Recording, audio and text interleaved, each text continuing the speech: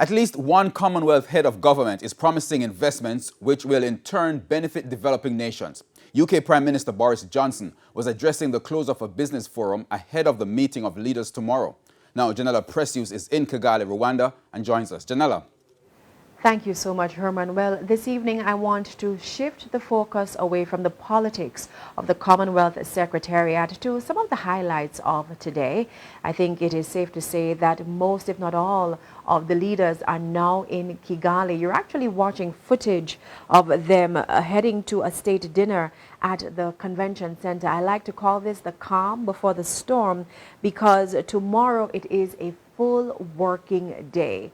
One of the criticisms of a forum such as this is that it's all talk and no action. Well, today, the UK Prime Minister Boris Johnson made some bold pronouncements as it relates to trade and investment, and he's promising that small island states will benefit.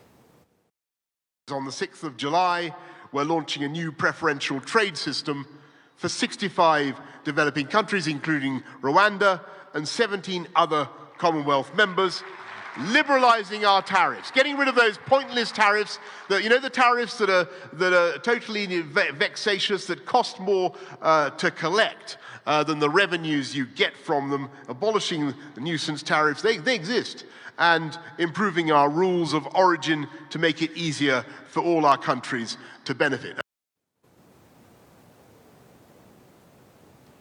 We've also been hearing a lot about the blue and green economies. Mr. Johnson singled out the African continent for investment in this regard.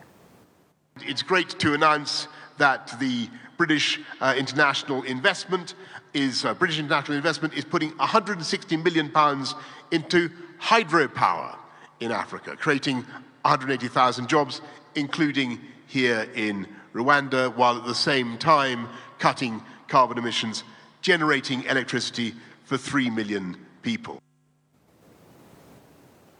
To matters on health now, there is an ambitious agenda to eradicate malaria by 2030. The Prince of Wales actually believes this can be done. I very, very much welcome this determination and that we are not turning our back on a job unfinished. After all, ladies and gentlemen, the Commonwealth is uniquely placed to help the world in this effort. We need only recall the Commonwealth's commitment in 1987 to end polio and how close we are now to reaching that goal, even if we have faced setbacks over the years. And of course, Herman, I have to end with a little of the language. So, mula muche. That's actually Rwandan for good night, although it is morning here. But anyway, it's back to you in studio. All right, thank you very much. Janella Precious there live in Rwanda.